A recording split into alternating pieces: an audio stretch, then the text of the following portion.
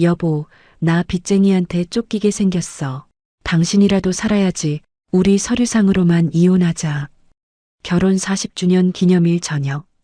남편은 대성통곡하며 아내에게 매달렸습니다.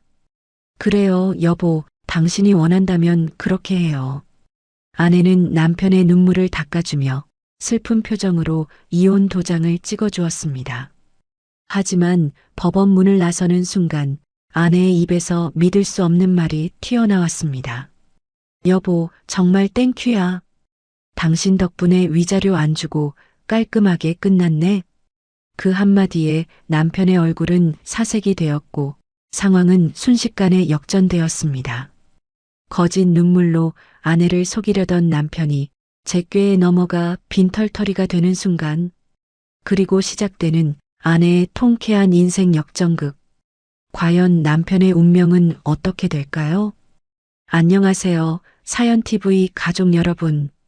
오늘도 저희 채널을 찾아주셔서 감사합니다.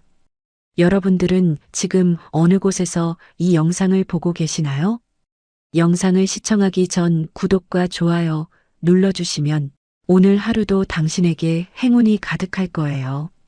오늘의 사연 시작합니다.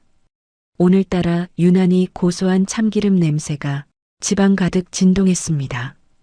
결혼 40주년 기념일인 오늘, 명희는 아침부터 분주하게 움직였습니다. 남편 성국이가 평소 노래를 부르던 소갈비찜에 각종 해물을 듬뿍 넣은 잡채까지 상다리가 휘어질 만큼 진수성찬을 차려놓았습니다. 식탁 위에는 성국이가 좋아하는 독한 양주도 한 병 꺼내두었죠. 명희는 설레는 마음으로 벽시계를 쳐다보며 현관문을 응시했습니다. 이제 올 시간이 다 됐는데.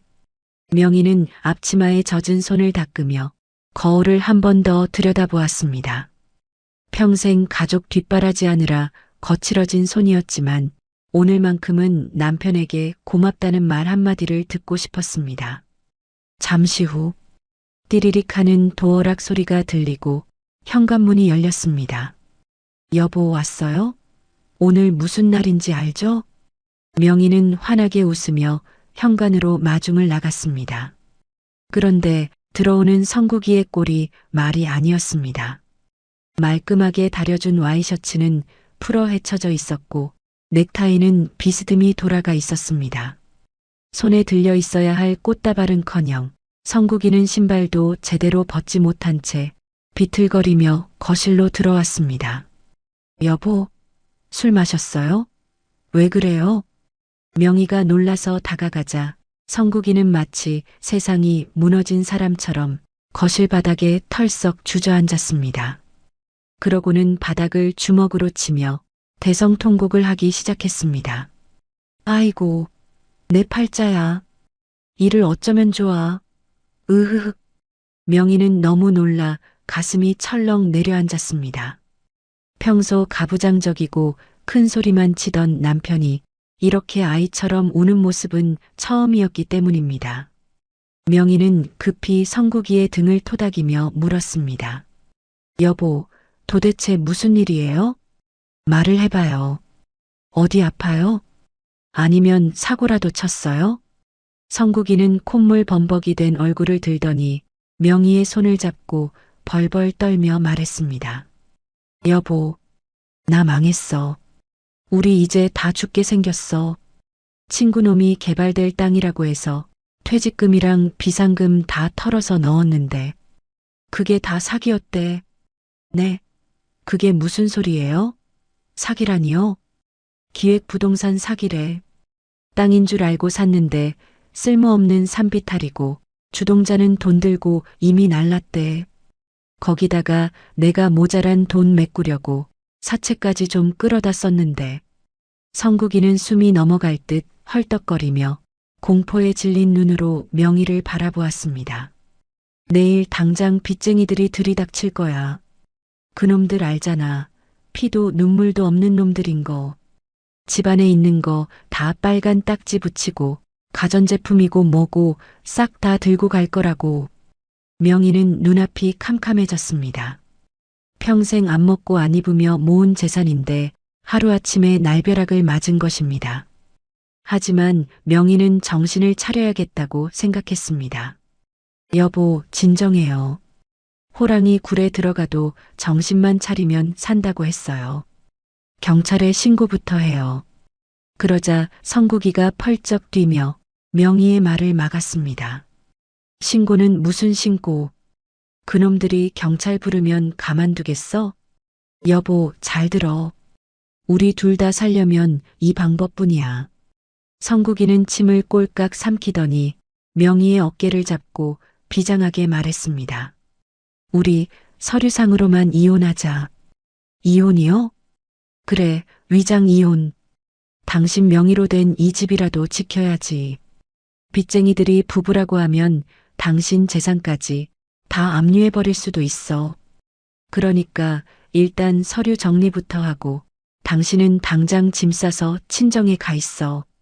명희는 말문이 막혀 멍하니 성국이를 쳐다보았습니다.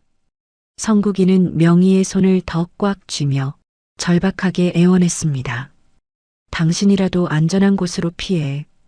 이 집은 가장인 내가 남아서 어떻게든 몸으로 막아내서 지켜낼게. 나 혼자 빚쟁이들 상대할 테니까 당신은 제발 내 말 들어. 응? 성국이의 눈에서는 닭똥 같은 눈물이 뚝뚝 떨어지고 있었습니다. 자신을 희생해서라도 아내와 집을 지키겠다는 남편의 모습에 명희는 잠시 가슴이 뭉클해지는 것을 느꼈습니다. 명희는 떨리는 손으로 성국이의 눈물을 닦아주려 몸을 가까이 기울였습니다. 여보, 당신 혼자서 어떻게? 명희가 성국이를 안아주려는 그 순간이었습니다. 성국이의 와이셔츠 깃에 묻은 새빨간 립스틱 자국이 명희의 눈에 들어왔습니다. 아주 선명하고 짙은 자국이었습니다. 동시에 성국이의 품에서 땀 냄새와 섞인 달콤하고 낯선 여자의 향수 냄새가 확 풍겼습니다. 그것은 명희가 한 번도 써본 적 없는 아주 값비싸고 젊은 취향의 향기였습니다. 명희의 손이 허공에서 멈칫했습니다. 직감적으로 뭔가 잘못되었다는 생각이 명희의 머리를 강하게 때렸습니다. 립스틱? 향수? 사기당해서 죽게 생겼다는 사람이? 명희는 쿵쾅거리는 심장을 애써 진정시키며 물을 떠오겠다는 핑계로 자리에서 일어났습니다. 여보, 일단 물 좀 마셔요. 내가 냉수 한 잔 가져올게요. 명희는 부엌으로 걸어가며 식탁 위에 엎어둔 성국이의 휴대폰을 곁눈질로 훔쳐보았습니다. 마침 진동 소리와 함께 휴대폰 화면이 환하게 켜졌습니다. 화면에 뜬 발신자 이름은 은지공주였습니다. 그리고 그 밑에 뜬 메시지 내용을 본 명희는 그 자리에 얼어붙고 말았습니다. 자기야, 늙은 여우 감쪽같이 속였어? 빨리 내쫓고 나랑 와인 한잔 해야지. 명희는 다리에 힘이 풀려 주저앉을 뻔했습니다. 머릿속이 하얗게 변했다가 다시 뜨거운 피가 거꾸로 솟구치는 기분이었습니다. 모든 것이 거짓말이었습니다. 땅 사기도 빚쟁이도 전부 명희를 속이기 위한 연극이었던 것입니다. 성국이는 빚을 핑계로 명희를 친정으로 내쫓은 뒤 명의로 된 이 집을 차지하고 저 은지공주라는 내연녀를 안방에 들릴 계획이었습니다. 감히 나를 속여? 40년을 종처럼 부려먹고도 모자라서 이제는 빈손으로 내쫓으려고? 명희는 부들부들 떨리는 손으로 가슴을 움켜쥐었습니다. 배신감에 치가 떨려 비명이라도 지르고 싶었지만 명희는 입술을 꽉 깨물어 참았습니다. 거실에서는 성국이가 여전히 훌쩍거리며 거짓 울음을 연기하고 있었습니다. 아이고, 내 신세야. 여보, 물 안 가져와? 성국이의 재촉하는 목소리가 명희의 귀에는 악마의 속삭임처럼 들렸습니다. 명희는 심호흡을 깊게 한번 내쉬었습니다. 그리고 차가운 냉수 한 잔을 들이키며 눈물을 닦아내고 표정을 싹 바꿨습니다. 지금 당장 따지고 들어봤자 성국이는 오리발을 내밀 것이 뻔했습니다. 오히려 이 기회야말로 남편이 제 발로 걸어 들어온 덫이자 합법적으로 그를 응징할 하늘이 준 기회임을 직감했습니다. 그래, 이혼해달라고? 내가 원하는 대로 해줄게. 대신 그 대가가 얼마나 혹독한지 똑똑히 보여주마. 마음을 굳게 먹은 명희는 천천히 뒤를 돌아 거실로 향했습니다. 그리고 세상에서 가장 슬프고 걱정스러운 표정을 지으며 성국이에게 다가갔습니다. 속으로는 서늘한 칼을 간 채 말입니다. 여보, 물 마셔요. 당신 말이 다 맞아요. 내가 짐이 되면 안 되죠. 성국이는 명희가 건넨 물을 단숨에 들이키며 회심의 미소를 지었습니다. 물론 명희에게 들키지 않게 고개를 숙인 거였지만 명희는 그 비열한 웃음을 느낄 수 있었습니다. 잘 생각했어, 여보. 역시 당신밖에 없어. 내가 빚 다 해결하고 나면 금방 다시 데리러 갈게. 나 믿지? 성국이는 명희의 손을 잡으며 뻔뻔하게 거짓말을 이어갔습니다. 명희는 그런 성국이의 손을 뿌리치고 싶었지만 오히려 더 꽉 잡으며 대답했습니다. 그럼요, 믿다마다요. 우리 부부잖아요. 당신이 원한다면 그렇게 해요. 명희의 순순한 대답에 성국이는 안도하며 숨을 내쉬었습니다. 자신이 완벽하게 아내를 속였다고 착각한 것입니다. 하지만 성국이는 꿈에도 몰랐습니다. 명희가 잡은 그 손이 자신을 지옥으로 끌고 갈 저승사자의 손이라는 것을 말입니다. 명희는 식어버린 갈비찜을 바라보며 싸늘하게 식어버린 부부의 연을 생각했습니다. 조정이온 신청일 아침 9시 법원으로 향하는 택시 안은 숨이 턱 막힐 듯한 침묵만이 감돌고 있었습니다. 차창 밖으로 스쳐 지나가는 서울의 풍경은 여느 때와 다름없이 분주하고 활기찼지만 택시 뒷좌석에 앉은 두 사람의 공기는 마치 살얼음판 위를 걷는 것처럼 위태로웠습니다. 성국이는 자꾸만 룸미러를 힐끔거리며 불안한 기색을 감추지 못했습니다. 다리를 달달 떨다가 손톱을 물어뜯다가 다시 창밖을 두리번거리는 성국이의 모습은 영락없이 빚쟁이에게 쫓기는 사람처럼 보였습니다. 하지만 이 모든 부산스러운 행동들은 아내 명희를 속이기 위한 성국이의 치밀한 연기였습니다. 성국이는 기사에게 신경질적으로 소리쳤습니다. 기사 양반, 좀 더 빨리 갈 수 없습니까? 지금 사람 목숨이 왔다 갔다 하는 일이라서 그럽니다. 신호 좀 무시해도 되니까 빨리 좀 갑시다. 성국이의 다급한 독촉에 기사는 룸미러로 힐끔 쳐다볼 뿐 묵묵히 운전대를 잡았습니다. 성국이는 옆자리에 앉은 명희의 손을 덥석 잡았습니다. 명희의 손은 얼음장처럼 차가웠습니다. 명희는 창백하게 질린 얼굴로 하얀 손수건으로 입가를 가린 채 어깨를 들썩이며 흐느끼고 있었습니다. 성국이는 그런 명희를 보며 속으로 쾌재를 불렀습니다. 그래, 바로 이거야. 이 곰 같은 여편네가 드디어 내 덫에 걸려들었어. 성국이는 짐짓 비장하고 슬픈 표정을 지으며 명희의 어깨를 감싸 안았습니다. 그리고 아주 절박한 목소리로 속삭였습니다. 명희야, 나도 지금 마음이 찢어지는 것 같다. 우리가 어쩌다 이런 신세가 됐는지 하늘이 원망스럽기만 해. 하지만 어쩌겠어. 일단은 살고 봐야지. 그 독사 같은 빚쟁이 놈들이 집에 들이닥치면 그때는 정말 끝장이야. 명희는 고개를 푹 숙인 채 기어들어가는 목소리로 대답했습니다. 여보, 정말 이 방법밖에는 없는 거예요? 우리 그냥 같이 노력해서 갚으면 안 돼요? 내가 식당 설거지라도 더 하고 파출부 일도 더 늘릴게요. 당신이랑 헤어지는 건 정말 무서워요. 명희의 떨리는 목소리에 성국이는 입가에 번지려는 웃음을 참느라 입술을 꽉 깨물어야 했습니다. 성국이는 명희의 손을 더욱 꽉 쥐며 가스라이팅을 이어갔습니다. 이 사람이 정말 답답한 소리 안에 그 돈이 한두 푼인 줄 알아? 당신이 설거지 100년을 해도 이자도 못 갚아. 당신 명의로 된 그 집이라도 지키려면 일단 서류상으로 남남이 되는 수밖에 없어. 법적으로 남남이 되어야 놈들이 당신 재산에는 손을 못 대는 거야. 그래도 당신 혼자 그 빚더미에 앉아서 어떻게 살려고 그래요? 나만 편하자고 당신을 버리는 것 같아서 내 마음이 너무 아파요. 걱정하지 마. 내가 누구야? 왕년에 사업하던 박성국이야. 어떻게든 구멍 찾아서 해결할 테니까 나 믿고 따라와. 빚 정리되는 대로 내가 바로 다시 혼인 신고하러 갈게.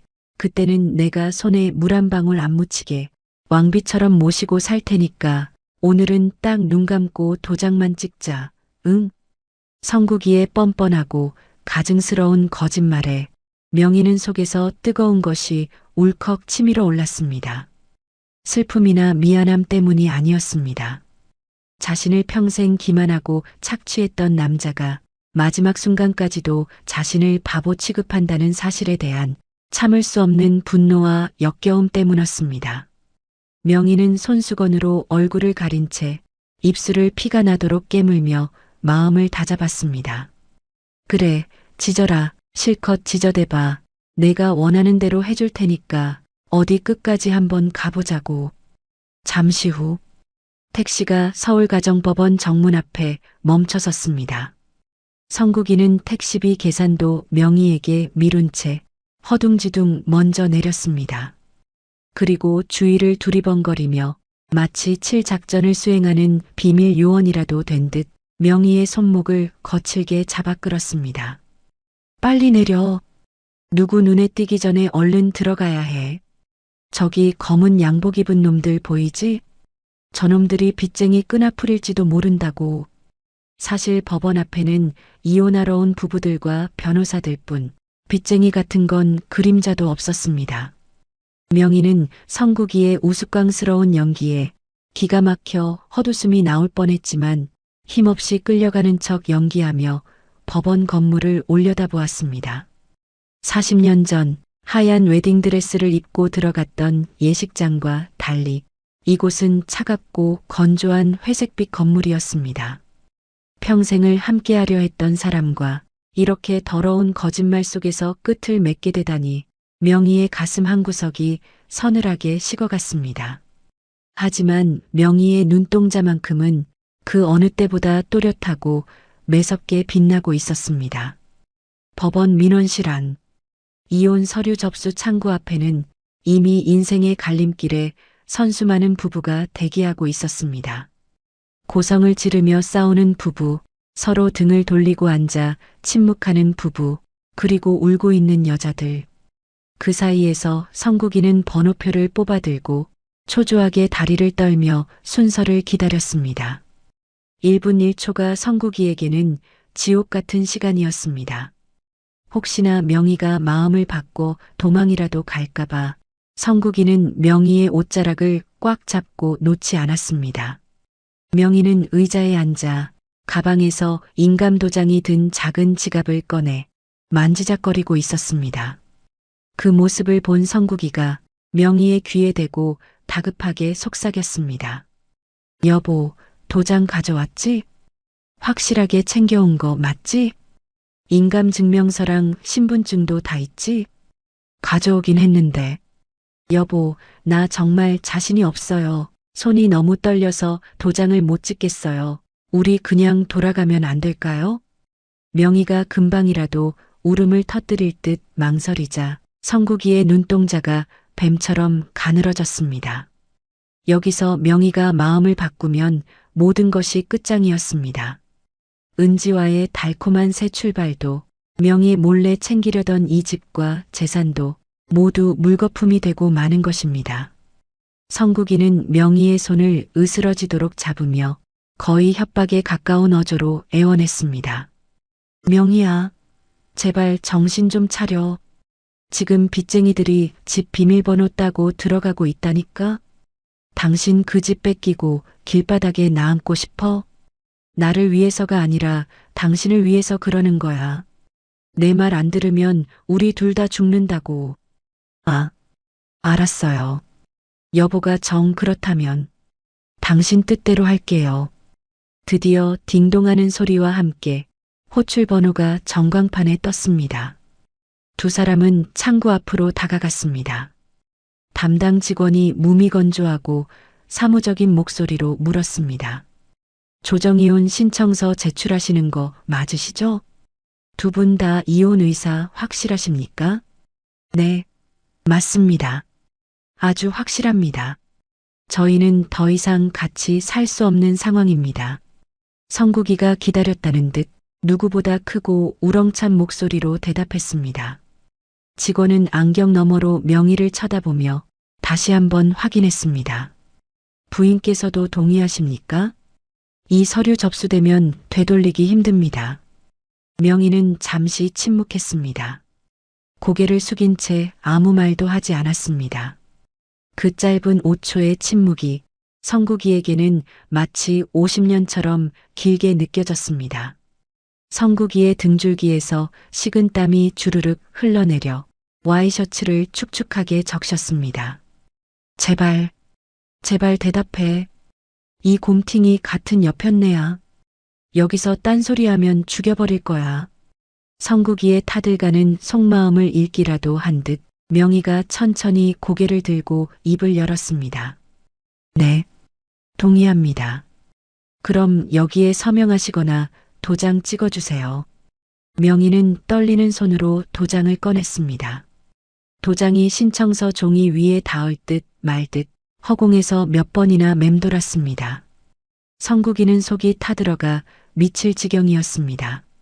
마음 같아서는 명희의 손을 잡고 억지로라도 쾅 찍어버리고 싶었지만 주변에 보는 눈이 너무 많아 꾹 참아야 했습니다. 성국이는 주먹을 꽉 쥐고 속으로 주문을 외웠습니다. 찍어, 찍으라고, 제발 좀 찍어. 쿵. 마침내 명희의 도장이 서류 위에 찍혔습니다. 선명하고 붉은 인주 자국. 그것은 지난 40년 결혼 생활의 종지부이자 성국이의 비참한 파멸을 알리는 신호탄이었습니다. 성국이는 터져나오려는 웃음을 억지로 참느라 입술을 피가 날 정도로 꽉 깨물었습니다. 됐다. 드디어 해냈다. 이제 그 징글징글한 잔소리도 냄새나는 파스 냄새도 안녕이다. 은지야, 오빠가 간다. 이 집도 돈도 다 내 거야. 법원 밖. 모든 절차를 마치고 법원 정문을 나서자마자 성국이의 태도가 180도 돌변했습니다. 방금 전까지 불안에 떨며 명희의 눈치를 보던 모습은 온데간데 없이 사라졌습니다. 성국이는 어깨를 활짝 펴고 거만하게 넥타이를 고쳐 매며 주머니에서 담배를 꺼내 물었습니다. 명희가 성국이에게 다가가 여전히 걱정스러운 목소리로 물었습니다. 여보, 이제 어떻게 해요? 나 정말 친정으로 가 있으면 되는 거예요? 당신 밥은 어떻게 하고요? 빨래랑 청소는 당신 혼자 못하잖아요. 성국이는 귀찮다는 듯 손을 휘휘 저으며 담배 연기를 명희 얼굴 쪽으로 내뿜었습니다. 그리고 명희를 벌레 보듯 위아래로 훑어보았습니다. 아, 글쎄 가라니까 자꾸 말 시키네. 친정에 가 있든 찜질방을 가든 알아서 해.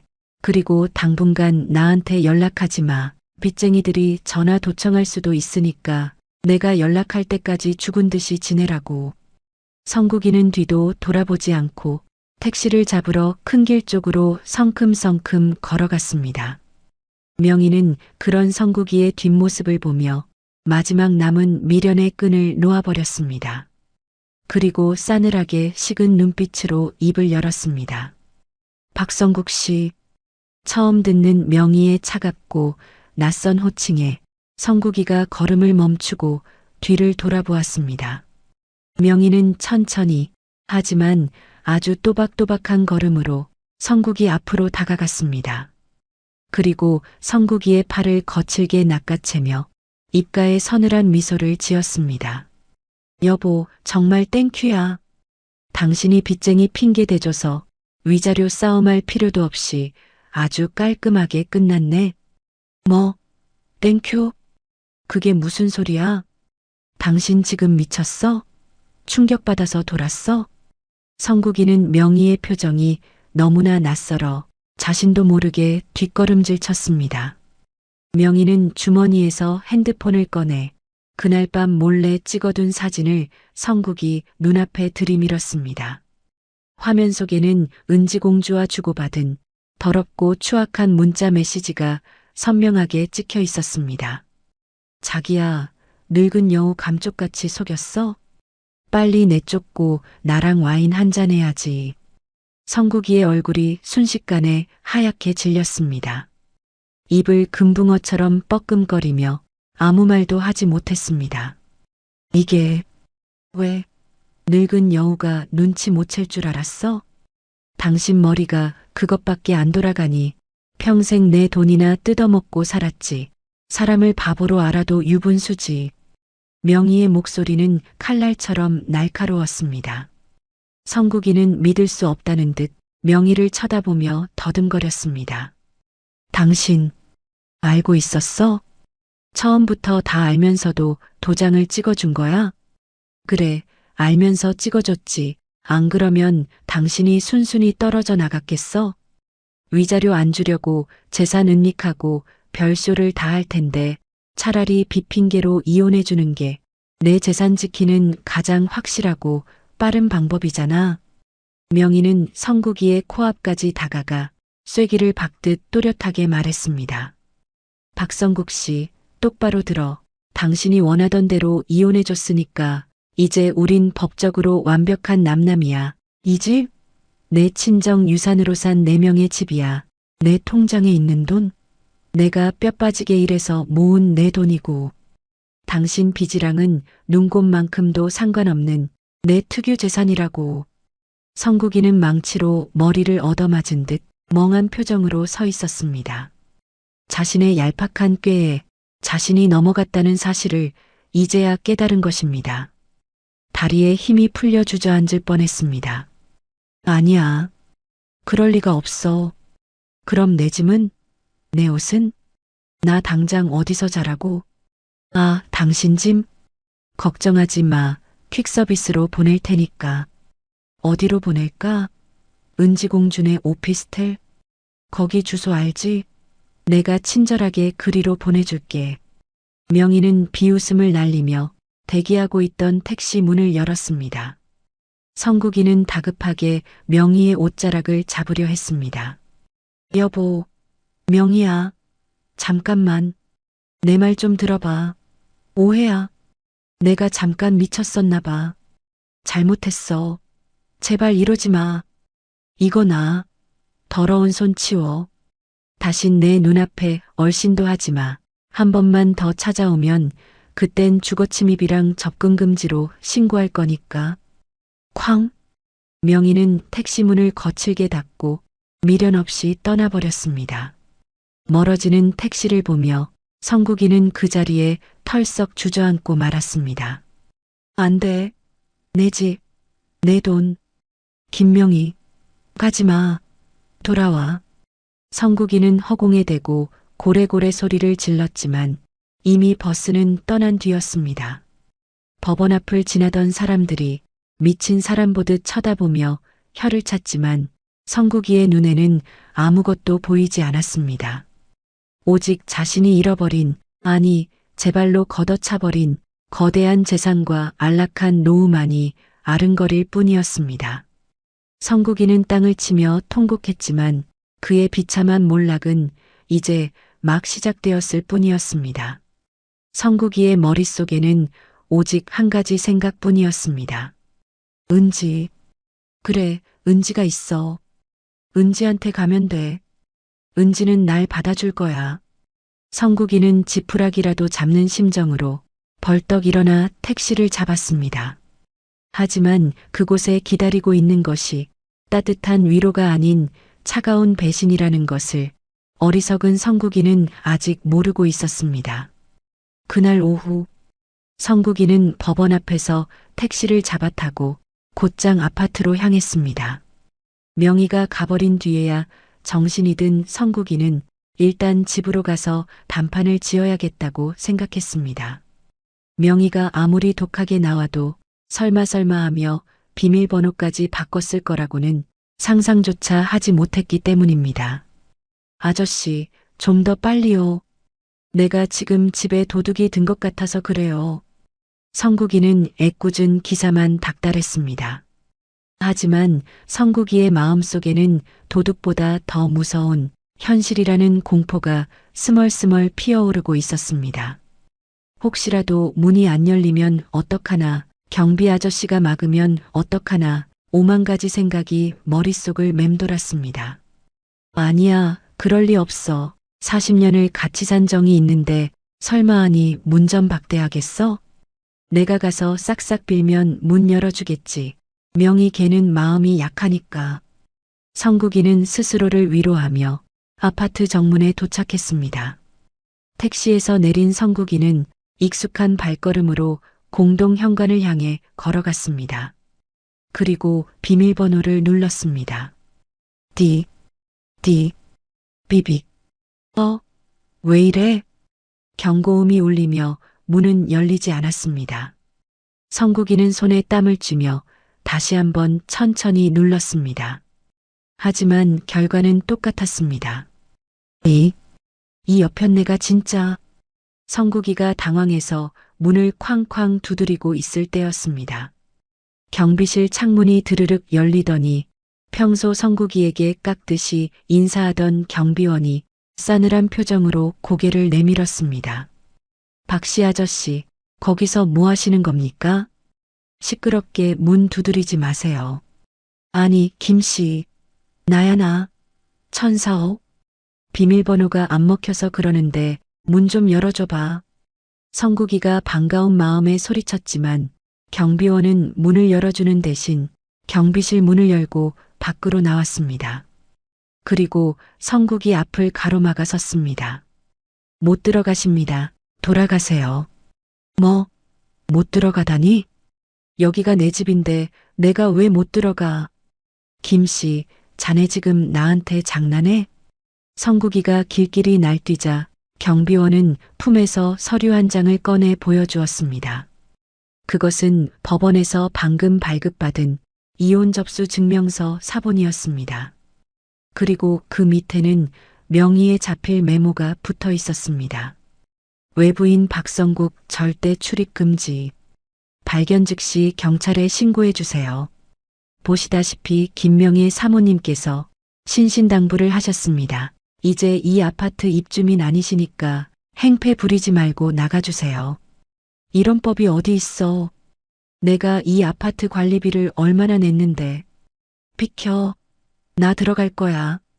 성국이가 경비원을 밀치고 들어가려던 찰나였습니다. 부르릉 하는 오토바이 소리와 함께 퀵서비스 기사가 아파트 입구에 멈춰 섰습니다. 기사는 성국이를 힐끔 보더니 오토바이 뒤에 실려있던 라면 박스 2개를 성국이 발 앞에 툭 던져 놓았습니다. 여기 박성국 씨 맞으시죠? 천사호에서 보내신 물건입니다. 착불이니까 2만 원 주세요. 뭐야 이게? 성국이는 떨리는 손으로 박스를 열어보았습니다. 그 안에는 낡은 러닝셔츠와 속옷, 유행 지난 양복 몇 벌이 아무렇게나 구겨져 있었습니다. 마치 쓰레기를 담아놓은 것 같았습니다. 평생을 이 아파트의 주인으로 군림했던 성국이의 짐이라기엔 너무나 초라하고 보잘것없는 몰골이었습니다. 참나. 성국이는 기가 막혀 말도 나오지 않았습니다. 주변을 지나던 이웃 주민들이 수군거리며 성국이를 손가락질했습니다. 어머, 저 집 이혼했나 봐. 남자가 오죽 못났으면 쫓겨났을까. 쯧쯧, 꼴 좋다. 수치심에 얼굴이 벌개진 성국이는 도망치듯 퀵서비스 비용을 지불하고 라면 박스 2개를 챙겨 들었습니다.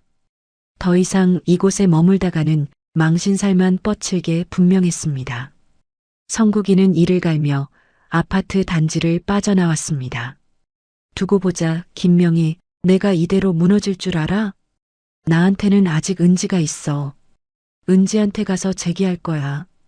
성국이는 택시를 잡아타고 마지막 희망인 은지의 오피스텔로 향했습니다. 가는 내내 성국이는 은지가 반겨줄 모습을 상상했습니다. 젊고 예쁜 은지가 자신을 위로해주고 따뜻한 밥을 차려줄 것이라 굳게 믿었습니다.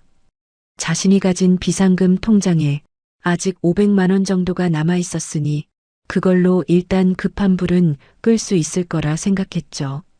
잠시 후 성국이는 끙끙거리며 라면 박스를 들고 은지의 오피스텔 벨을 눌렀습니다.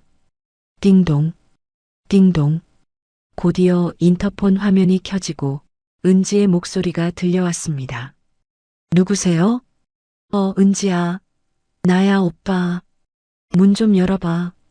잠시 정적이 흐르더니 도어락이 해제되는 소리가 들렸습니다. 성국이는 개선장군이라도 된 듯 당당하게 문을 열고 들어갔습니다. 현관에 들어서자마자 화려한 잠옷을 입은 은지가 팔짱을 끼고 서 있었습니다. 자기야, 왜 이렇게 늦었어? 법원 갔다 온다더니 어떻게 됐어? 그 늙은 여우 감쪽같이 속아 넘어갔지? 은지는 성국이의 대답을 듣기도 전에 돈 냄새를 맡은 하이에나처럼 눈을 반짝였습니다. 성국이는 짐짓 여유로운 척하며 라면 박스를 바닥에 내려놓았습니다. 그럼 누구 작전인데 안 속겠어? 도장 아주 시원하게 찍어주더라. 근데 문제가 좀 생겼어. 문제? 무슨 문제? 은지의 표정이 순식간에 굳어졌습니다. 성국이는 애써 웃음을 지으며 은지의 손을 잡으려 했습니다. 아니, 별건 아니고. 일단 빚쟁이들 눈을 피해야 하니까 당분간 재산 분할은 못할 것 같아. 그래서 내가 일단 몸만 빠져나왔어. 우리 당분간만 여기서 같이 지내자. 응? 성국이의 말이 끝나기가 무섭게 은지는 잡혔던 손을 거칠게 뿌리쳤습니다. 그리고 성국이의 발밑에 놓인 초라한 라면 박스 2개를 싸늘하게 내려다보았습니다. 몸만 빠져나와? 재산 분할을 못해? 그럼 오빠 지금 빈털터리라는 거야? 아니, 빈털터리는 아니고 내가 비상금 통장이 있잖아. 거기에 500만 원이나 있어. 그걸로 우리 맛있는 것도 사 먹고. 500만 원? 은지는 코웃음을 쳤습니다. 그 웃음소리가 어찌나 차갑고 날카로운지 성국이의 등골이 오싹해질 정도였습니다. 은지는 성국이를 위아래로 훑어보며 경멸이 가득 찬 목소리로 쏘아붙였습니다. 야, 박성국. 너 지금 제정신이니? 500만 원 가지고 누구 코에 붙여? 내 월세 내고 나면 남는 것도 없겠네. 내가 너 좋아서 만난 줄 알아? 돈 냄새 맡고 붙어 있었던 건데 이제 돈도 없고 집도 없는 늙은이가 어디 감히 여기를 기어들어와? 은지야, 너 왜 그래? 우리 사랑하는 사이잖아. 내가 다시 일어설게. 나 아직 안 죽었어. 성국이는 은지의 바짓가랑이를 잡고 매달렸습니다. 하지만 은지는 가차 없었습니다. 성국이를 발로 걷어차며 소리쳤습니다. 이거 안 나? 사랑? 웃기고 있네. 냄새나는 늙은이랑 비위상에서 만나줬더니 주제 파악도 못하고 엉겨붙어? 당장 안 나가? 경찰 부를까? 은지는 성국이가 들고 온 라면 박스를 현관 밖으로 뻥 차버렸습니다. 박스가 뒤집히며 성국이의 낡은 속옷들이 복도 바닥에 흉하게 나뒹굴었습니다. 성국이는 바닥을 기어가며 속옷을 주워 담았습니다. 비참함에 눈물이 핑 돌았습니다. 은지야, 제발, 나 갈 데가 없어서 그래. 하룻밤만 재워줘. 응? 미쳤어? 여기가 무슨 무료 급식소야? 당장 꺼져. 재수없게 시리. 쾅! 현관문이 닫히는 소리가 복도에 천둥처럼 울려 퍼졌습니다. 성국이는 굳게 닫힌 문을 멍하니 바라보았습니다. 사랑이라 믿었던 은지에게마저 버림받은 순간이었습니다. 오피스텔 복도의 차가운 바닥에 주저앉은 성국이는 그제야 자신이 얼마나 어리석었는지 깨달았습니다. 따뜻한 밥상, 깨끗하게 다려진 옷, 자신을 왕처럼 떠받들어주던 아내 명희. 그 모든 행복을 제 손으로 걷어차고 선택한 결과가 고작 이것이었습니다. 으흐흐. 명희야. 여보. 내가 잘못했어. 내가 미쳤었어. 성국이는 짐승처럼 울부짖으며 땅을 치고 후회했지만 돌아오는 건 차가운 복도의 침묵뿐이었습니다. 지나가는 입주민들이 코를 막으며 성국이를 피해갔습니다. 성국이는 비틀거리며 일어나 라면 박스를 품에 안았습니다. 이제 그가 갈 곳은 차가운 밤바람이 부는 공원 벤치뿐이었습니다. 한편 그 시각 명희의 아파트, 성국이 쫓겨난 집안은 거짓말처럼 평온하고 고요했습니다. 성국이의 고함도 담배 냄새도 사라진 거실에는 상쾌한 저녁 바람만이 불어오고 있었습니다. 명희는 성국이의 옷가지가 싹 빠져나간 텅 빈 옷장을 바라보았습니다. 가슴 한구석이 허전할 줄 알았는데 웬걸 속이 뻥 뚫리는 듯한 해방감이 밀려왔습니다. 마치 40년 묵은 체증이 쑥 내려가는 기분이었습니다. 어우, 시원하다. 진작 이렇게 살 걸 그랬어. 명희는 냉장고에서 시원한 캔맥주 하나를 꺼냈습니다. 치익하는 경쾌한 소리와 함께 캔을 따고 벌컥벌컥 들이켰습니다.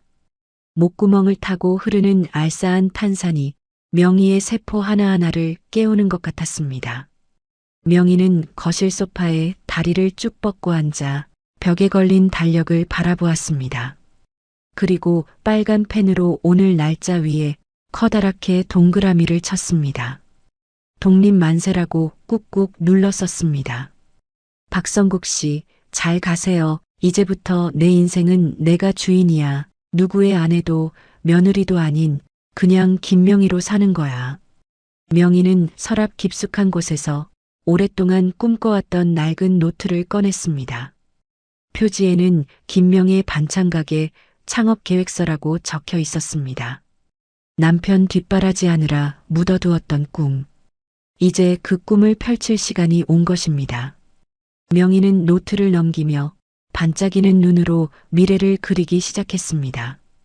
그녀의 얼굴에는 지난 세월의 그늘 대신 희망이라는 밝은 햇살이 비치고 있었습니다. 지금 이 순간 지옥 같은 거리로 내몰린 성국이와는 정반대로 명희의 인생은 비로소 봄날을 맞이하고 있었습니다.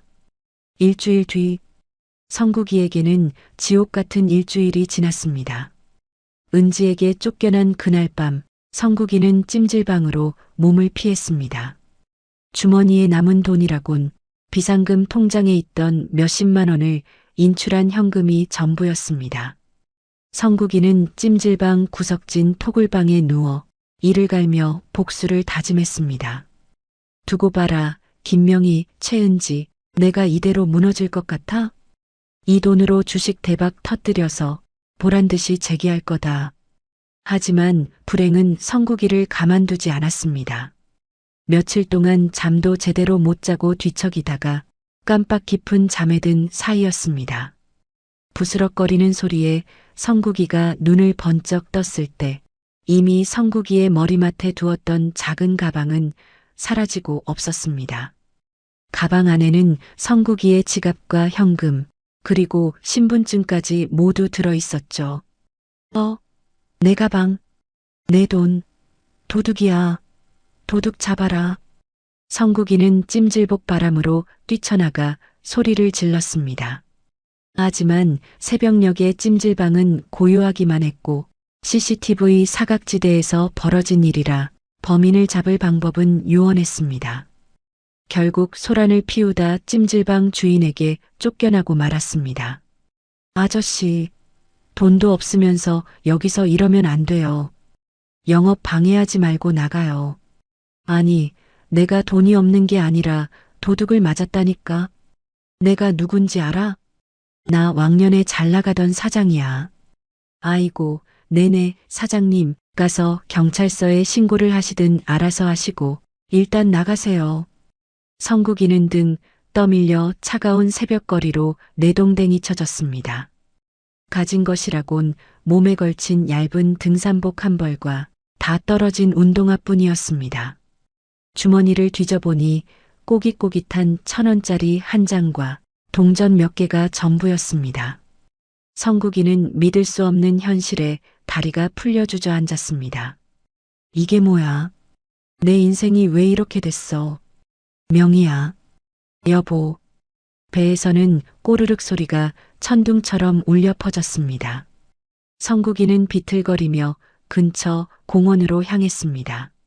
무료 급식소라도 찾아가야 하나 싶었지만 자존심 때문에 차마 발길이 떨어지지 않았습니다. 공원 벤치에 앉아 멍하니 쓰레기통을 바라보고 있는데 누군가 먹다 버린 빵 조각이 눈에 들어왔습니다. 평소 같으면 거들떠보지도 않았을 음식물 쓰레기였지만 지금 성국이의 눈에는 산의 진미처럼 보였습니다. 성국이는 주위를 두리번거리다 슬그머니 빵 조각을 집어들었습니다. 그리고 허겁지겁 입에 넣었습니다. 흙냄새. 모래가 씹히고 딱딱하게 굳은 빵이었지만 성국이는 눈물을 흘리며 꾸역꾸역 목구멍으로 넘겼습니다. 자신이 짐승만도 못한 처지가 되었다는 사실에 성국이는 소리 죽여 오열했습니다. 한편 같은 시각 구청 소상공인 창업지원센터. 명희는 깔끔한 정장 차림으로 상담 대기실 소파에 앉아 있었습니다. 반찬 가게 창업을 결심하고 본격적인 지원을 받기 위해 찾아온 길이었습니다. 하지만 막상 혼자서 모든 걸 시작하려니 두려움이 앞서는 건 어쩔 수 없었습니다. 내가 잘할 수 있을까? 평생 집에서 밥만 하던 아줌마가 과연 험한 장사판에서 살아남을 수 있을까? 명희가 긴장해서 마른 침을 삼키고 있을 때였습니다. 누군가 명희의 어깨를 톡톡 두드렸습니다. 혹시 김명희? 명희 맞지? 명희가 깜짝 놀라 고개를 들었습니다. 그곳에는 세련된 중절모를 쓰고 고급스러운 코트를 입은 한 신사가 서 있었습니다. 그는 바로 명희의 초등학교 동창이자 요식업계에서 크게 성공한 사업가 정수였습니다. 어머, 정수야? 내가 여긴 웬일이야? 나야 여기 자문위원으로 가끔 오지. 내 소식 건너서 들었어. 이혼하고 혼자 가게 차린다면서? 내가 도움이 될까 해서 연락하려던 참이었는데 여기서 딱 마주치네. 역시 우린 인연인가 보다. 정수의 호탕한 웃음소리에 명희의 얼어붙었던 마음이 조금씩 녹아내렸습니다. 정수는 명희의 헬쑥해진 얼굴을 안쓰럽게 바라보며 따뜻한 목소리로 말했습니다. 명희야, 걱정하지 마. 너 어릴 때부터 손맛 하나는 끝내줬잖아. 소풍 갈 때 내 도시락 반찬, 반 친구들이 서로 먹겠다고 난리였던 거 기억 안 나? 내 실력이면 무조건 성공해. 정말 그럴까? 나이 먹고 새로 시작하려니 겁부터 나서. 겁먹을 거 없어. 내가 누구냐? 대한민국 요식업계 마이더스의 손. 이정수잖아. 내가 너 하나 못 키워줄까 봐? 맨땅에 헤딩하지 말고 나만 믿고 따라와. 정수의 든든한 말 한마디가 명희에게는 천군만마와 같았습니다. 그날부터 정수의 스파르타식 창업 특훈이 시작되었습니다. 정수는 명희를 자신의 가게 주방으로 데려갔습니다. 그리고 며칠 동안 밤을 새워가며 식자재 관리부터 원가 계산, 심지어 손님 응대하는 법까지 꼼꼼하게 지도해 주었습니다. 다음 날 새벽 가락동 농수산물 시장. 명희야, 물을 고를 땐 이렇게 두드려 봐야 해. 소리가 맑고 단단한 게 좋은 거야. 그리고 배추는 속이 꽉 찼는지 들어보고 겉잎이 푸른 걸 골라야 해. 정수는 앞치마를 두르고 새벽 시장을 누비며 명희에게 좋은 재료 고르는 법을 전수했습니다. 명희도 수첩을 꺼내 정수의 한마디 한마디를 빼놓지 않고 꼼꼼하게 적었습니다. 시장 상인들도 정수와 인사를 나누며 명희를 응원해 주었습니다. 아이고, 이 사장님 친구분이라서 그런지 눈썰미가 보통이 아니네. 이 집 대박 나겠어. 감사합니다. 열심히 하겠습니다. 명희는 활기찬 시장 분위기 속에서 살아있음을 느꼈습니다. 성국이의 눈치를 보며 주눅들어 살던 지난날과는 달리 자신의 의지로 무언가를 선택하고 만들어간다는 기쁨이 명희의 가슴을 벅차오르게 했습니다. 이 과정에서 명희는 정수의 성실함과 전문성에 감탄했고, 정수는 명희의 끈기와 열정에 감동하며 두 사람 사이에는 깊은 신뢰가 쌓여갔습니다. 며칠 후 정수의 도움으로 목 좋은 곳에 위치한 작은 점포를 계약하는 날이었습니다. 부동산 중개인 앞에서 계약서에 도장을 찍는 명희의 손이 가늘게 떨리고 있었습니다. 하지만 이번 떨림은 이혼 법정에서의 두려움과는 달랐습니다. 그것은 생전 처음 느껴보는 가슴 벅찬 설렘과 희망의 떨림이었습니다. 축하해, 명희야. 이제 진짜 사장님이네. 정수가 옆에서 흐뭇하게 웃으며 명희의 어깨를 따뜻하게 다독여 주었습니다. 명희는 계약서를 가슴에 품고 눈시울을 붉히며 웃었습니다. 고마워, 정수야. 내 덕분이야. 정말 고마워. 나 진짜 잘해볼게. 명희는 가게 열쇠를 손에 쥐고 텅 빈 점포 안을 둘러보았습니다. 비록 지금은 아무것도 없는 빈 공간이었지만 명희의 눈에는 맛있는 반찬 냄새가 가득하고 손님들로 북적이는 미래가 그려지고 있었습니다. 그녀는 주먹을 불끈 쥐며 다짐했습니다. 자신을 버린 성국이에게, 그리고 세상에게 보란듯이 성공하겠노라고 말입니다. 그 시각 어느 공원 벤치, 화려한 네온 사인이 꺼진 도심의 밤은 유난히 춥고 쓸쓸했습니다. 성국이는 신문지를 이불 삼아 웅크리고 누워 추위에 덜덜 떨고 있었습니다. 배고픔은 이제 익숙해졌지만 뼛속까지 파고드는 한기는 견디기 힘들었습니다. 성국이는 쓰레기통 옆에서 주운 빵 조각을 씹으며 밤하늘을 올려다보았습니다. 아, 따뜻하다. 환각이라도 보이는 걸까요? 성국이의 눈앞에 김이 모락모락 나는 하얀 쌀밥과 명희가 끓여주던 구수한 된장찌개가 아른거렸습니다. 깨끗하게 세탁된 포근한 이불, 따뜻한 보일러가 돌아가는 집. 불과 일주일 전까지만 해도 성국이가 누리던 너무나 당연했던 일상이었습니다. 명희야, 여보, 나 좀 데려가줘. 내가 잘못했어. 성국이는 허공을 향해 손을 뻗어보았지만 잡히는 것은 차가운 밤 공기뿐이었습니다. 지나가는 취객이 성국이를 보며 혀를 찼습니다. 에잉, 쯧쯧. 노숙자가 또 늘었네. 젊었을 때 좀 열심히 살지. 성국이는 그 말을 듣고도 대꾸할 힘조차 없었습니다. 자신의 오만과 탐욕이 불러온 결과라는 것을 너무 늦게 깨달아 버렸기 때문입니다. 성국이는 더러워진 점퍼깃을 여미며 새우잠을 청했습니다. 그의 꿈속에서조차 따뜻한 집은 점점 멀어지고 있었습니다. 가게 오픈 전날 밤, 명희는 간판에 불을 밝히며 가게 앞에 섰습니다.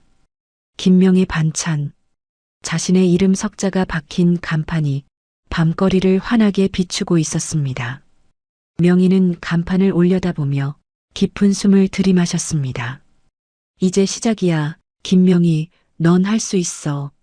명희의 눈동자는 과거의 슬픔 대신 미래에 대한 희망으로 반짝이고 있었습니다.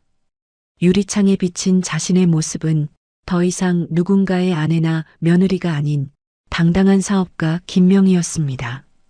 명희는 가게 문을 활짝 열고 세상을 향해 힘차게 첫 발을 내디뎠습니다. 어둠 속에서 떨고 있는 성국이와 빛 속으로 걸어가는 명희. 두 사람의 운명은 이렇게 완벽하게 갈라지고 있었습니다. 가게 오픈 6개월 후, 배달의 민족, 주문, 쿠팡 이츠, 주문, 경쾌한 배달 주문 알림음이 가게 안을 쉴 새 없이 채웠습니다. 점심시간이 훌쩍 지난 시간이었지만 김명의 반찬 가게 앞은 여전히 손님들로 긴 줄이 늘어서 있었습니다.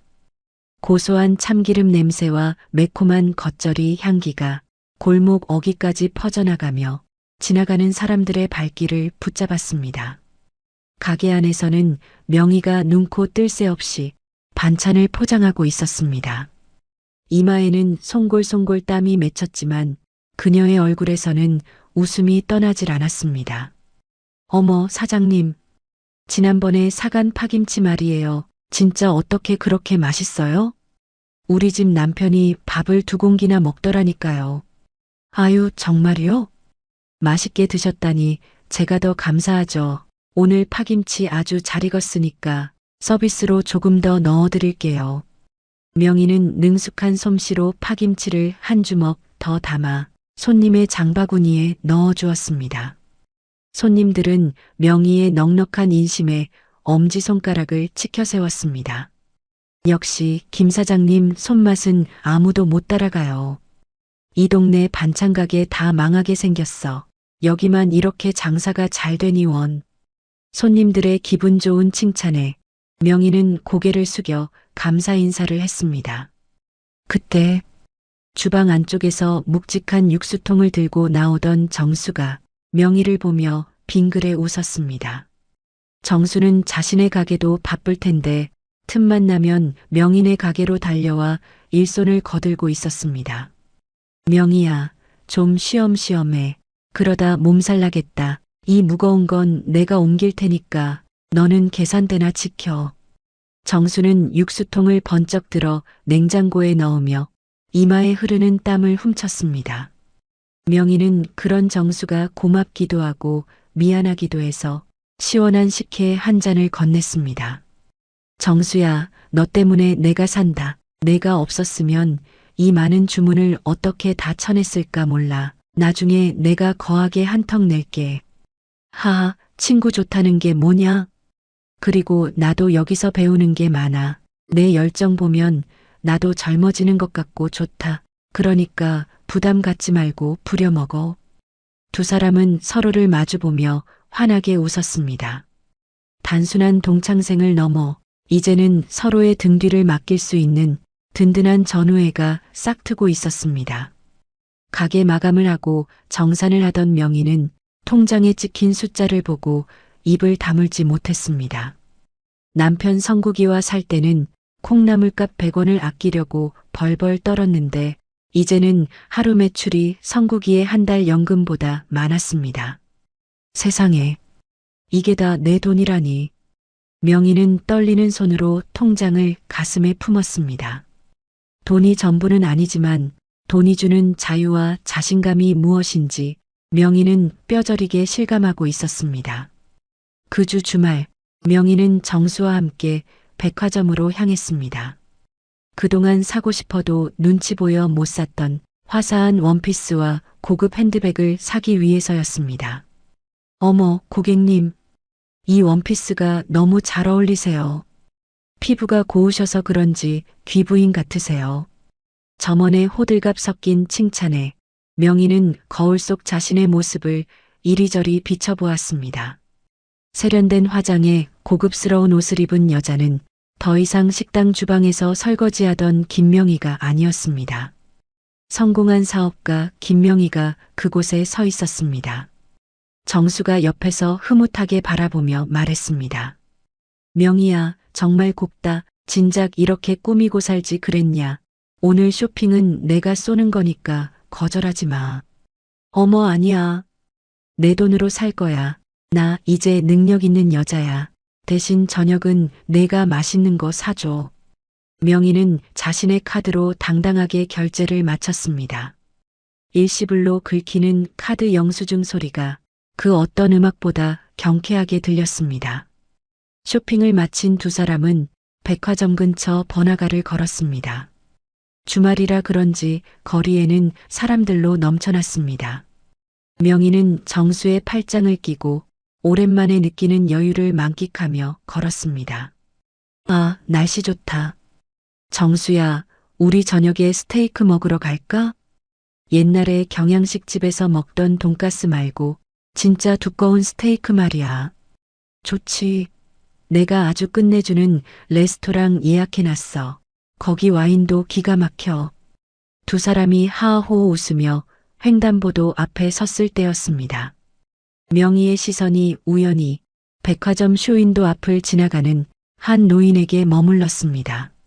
낡은 패딩 점퍼에 덥수룩한 수염, 한쪽 다리를 절뚝거리며 폐지 리어카를 끌고 가는 노인. 그 행색이 너무나 초라하고 냄새가 나는지 주변 사람들이 코를 막으며 피해가고 있었습니다. 명희는 무심코 그 노인을 지나치려다 심장이 덜컥 내려앉는 것 같았습니다. 익숙한 뒷모습, 그리고 낯익은 구분 등. 설마. 명희가 걸음을 멈추자 정수도 의아해하며 물었습니다. 응? 명희야, 왜 그래? 아는 사람이야? 그때 리어카를 끌던 노인이 힘들었는지 잠시 멈춰서서 허리를 폈습니다. 그리고 백화점의 화려한 유리창을 멍하니 바라보았습니다. 유리창에 비친 자신의 모습과 그 안에 진열된 마네킹을 번갈아 보던 노인이 천천히 고개를 돌렸습니다. 명희와 눈이 딱 마주쳤습니다. 그 노인은 다름 아닌 전 남편 박성국이었습니다. 성국이의 눈이 믿을 수 없다는 듯 휘둥그레졌습니다. 성국이는 자신의 눈을 비비고 다시 쳐다보았습니다. 백화점 명품관 앞에서 귀티나는 옷을 입고 서 있는 저 여자가 정말 내가 알던 김명희가 맞는가? 성국이의 입이 떡 벌어졌습니다. 반면 성국이는 며칠 씻지도 못한 꼴에 남이 버린 옷을 주워 입은 거짓꼴이었습니다. 성국이는 본능적으로 자신의 얼굴을 가리려 했습니다. 너무나 창피하고 비참해서 쥐구멍이라도 있으면 숨고 싶은 심정이었습니다. 명희?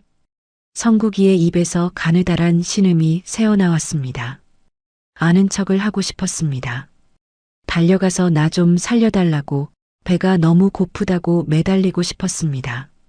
하지만 명희 옆에 서 있는 키 크고 멋진 중년 신사 정수를 본 순간 성국이는 얼어붙고 말았습니다.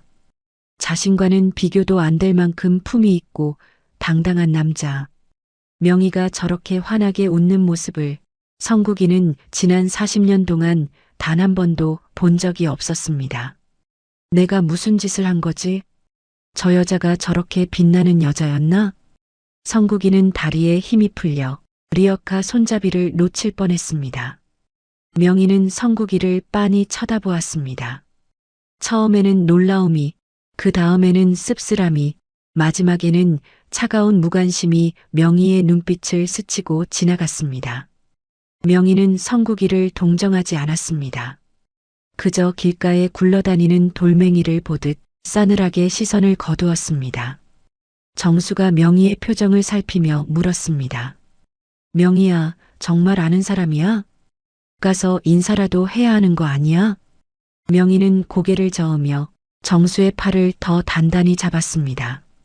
그리고 보란듯이 턱을 치켜들었습니다. 아니, 모르는 사람이야. 그냥. 사람 잘못 봤어. 가자, 정수야, 배고프다. 명희는 성국이 앞을 보란듯이 또각또각 구두 소리를 내며 지나갔습니다. 스쳐 지나가는 순간 명희에게서 나는 은은하고 고급스러운 향수 냄새가 성국이의 코끝을 스쳤습니다. 그것은 성국이가 그토록 좋아했던 젊은 내연녀 은지의 싸구려 향수와는 차원이 다른 성공한 여자의 향기였습니다. 성국이는 멀어지는 명희의 뒷모습을 보며 바닥에 주저앉고 말았습니다. 으윽, 으흑. 성국이는 땅을 치며 오열했습니다. 자신이 걷어찬 복덩어리가 얼마나 귀하고 빛나는 보석이었는지 이제야 뼈저리게 깨달은 것입니다. 하지만 후회해도 소용없었습니다. 그에게 남은 건 텅 빈 폐지 리어카와 차가운 길바닥, 그리고 사무치는 배고픔뿐이었습니다. 지나가는 사람들이 성국이를 보며 수군거렸습니다. 아유, 노인네가 왜 저기서 울고 그래? 술 취했나 봐. 피해가자. 성국이는 사람들의 멸시 어린 시선을 온몸으로 받으며 짐승처럼 울부짖었습니다. 그날 밤 가게 마감을 하던 명희는 문득 낮에 본 성국이의 모습을 떠올렸습니다. 불과 6개월 전만 해도 자신을 늙고 냄새난다며 구박하던 남편이었습니다. 그런데 지금은 자신이 그를 초라하고 불쌍한 노인으로 내려다보고 있었습니다. 명희는 쓴웃음을 지으며 가계불을 껐습니다. 그리고 밤하늘을 올려다보며 혼잣말을 중얼거렸습니다. 박성국 씨, 당신 덕분에 내가 이렇게 독해졌고 당신 덕분에 내가 이렇게 성공했네. 어떻게 보면 당신이 내 은인이야. 정말 고마워. 그러니까 평생 거기서 그렇게 후회하면서 살아. 명희는 핸드백을 고쳐매고 가벼운 발걸음으로 집을 향해 걸어갔습니다. 그녀의 발걸음마다 과거의 상처와 아픔이 먼지처럼 털려나가고 있었습니다. 이제 명희의 인생에는 거칠 것이 아무것도 없었습니다. 적어도 그 시련이 찾아오기 전까지는 말입니다. 추석 대목을 앞둔 어느 날 오후, 김명희의 반찬 가게 안은 전쟁터가 따로 없었습니다. 명절을 앞두고 제사 음식과 전을 주문하는 예약 전화가 빗발치고 있었기 때문입니다. 가게 안은 고소한 기름 냄새로 가득 찼고 주방에서는 명희와 직원들이 산더미처럼 쌓인 재료들과 씨름하고 있었습니다.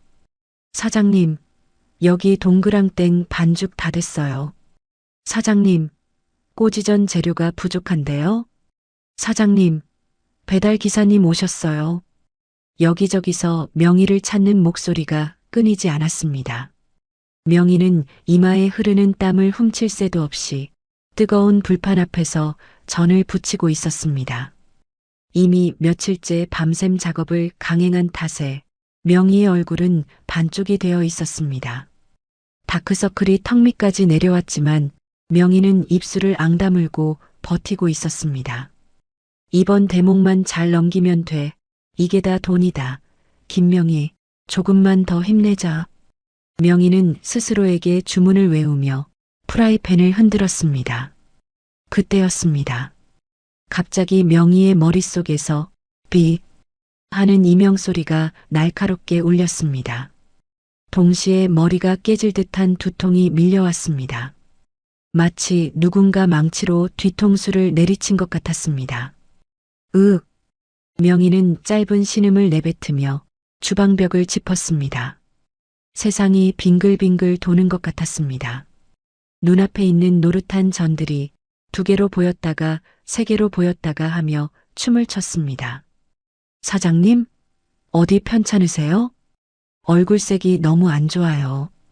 옆에서 전을 뒤집던 직원이 걱정스러운 목소리로 물었습니다. 명희는 애써 웃으며 손을 저었습니다. 아니야. 괜찮아. 잠을 좀 못 자서 어지러운가 봐. 찬물 한 잔 마시면 괜찮아질 거야. 명희는 억지로 몸을 일으키려 했습니다. 하지만 그 순간 다리에 힘이 툭 풀리면서 몸이 제멋대로 휘청거렸습니다. 명희의 손이 허공을 휘적거렸습니다. 사장님. 아. 명희는 중심을 잃고 뜨거운 기름이 끓고 있는 대형 프라이팬 옆으로 그대로 쓰러지고 말았습니다. 다행히 불판 위로 넘어지진 않았지만 튀어오른 기름 방울들이 명희의 팔에 튀었습니다.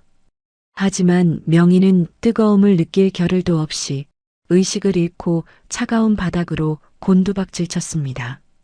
사장님, 정신 차리세요. 119, 빨리 119 불러요. 직원들의 비명소리가 가게를 뒤흔들었습니다. 손님들도 놀라서 웅성거렸습니다. 가게 안은 순식간에 아수라장이 되었습니다. 연락을 받고 달려온 정수는 사색이 되어 구급차에 실려가는 명희를 보며 소리쳤습니다. 명희야, 김명희, 눈 좀 떠봐. 나야, 정수야. 내 말 들려? 하지만 명희는 대답이 없었습니다. 산소호흡기를 쓴 명희의 얼굴은 밀가루처럼 하얗게 질려 있었습니다. 정수는 명희의 차가운 손을 꼭 붙잡고 구급차에 함께 올라탔습니다. 손이 덜덜 떨렸습니다. 안 돼. 이대로는 안 돼. 이제 겨우 살만해졌는데 이제 겨우 웃게 됐는데 신이시여, 제발 이 사람 좀 살려주세요. 응급실. 병원에 도착하자마자 의료진들이 긴박하게 명의를 옮겼습니다. 각종 검사가 진행되는 동안 정수는 응급실 복도를 서성이며 마른 입술을 깨물었습니다. 잠시 후 의사가 심각한 표정으로 나왔습니다. 보호자분 되십니까? 네, 제가 보호자입니다. 환자 상태가 어떻습니까? 급성 뇌졸중입니다. 뇌혈관이 막혀서 뇌세포가 죽어가고 있어요. 지금 당장 시술하지 않으면 생명이 위험하거나 평생 반신불수가 될 수도 있습니다. 치료의 적기인 지금 1분 1초가 급합니다. 동의서 작성해 주세요. 뇌졸중이요? 정수는 하늘이 무너지는 것 같았습니다. 건강 하나는 자신 있다던 명의였습니다. 하지만 슬퍼할 겨를도 없었습니다. 정수는 떨리는 손으로 수술 동의서에 서명했습니다. 곧이어 명의가 수술실로 들어갔습니다. 수술실 문 위에 빨간불이 들어오자 정수는 그 자리에 주저앉아 기도를 올렸습니다. 1시간 뒤 허겁지겁 달려오는 발소리가 들렸습니다. 명희의 아들과 딸이었습니다. 두 사람은 헐떡거리며 정수에게 달려왔습니다. 아저씨, 우리 엄마는요? 엄마 수술 들어갔어요? 아들의 물음에 정수는 힘없이 고개를 끄덕였습니다. 딸은 수술실 불을 보자마자 바닥에 주저앉아 오열했습니다. 엄마, 미안해. 내가 잘못했어. 엄마가 돈 번다고 좋아만 했지. 아픈 줄도 몰랐어. 나쁜 년이야 내가. 아들도 고개를 떨구고 눈물을 흘렸습니다. 어머니가 이혼하고 혼자서 가게를 꾸려가는 동안 자식들은 자기들 살기 바쁘다는 핑계로 어머니를 제대로 들여다보지 않았습니다. 용돈을 주면 넙죽받기만 했지 어머니가 며칠 밤을 새우는지 밥은 제때 먹는지 물어본 적도 없었습니다. 내가 장남이라는 놈이 엄마 혼자 그 고생을 하게 만들었어. 엄마 잘못되면 나 어떻게 살아? 아들은 벽을 치며 자책했습니다. 정수는 그런 자식들의 어깨를 다독여 주었습니다.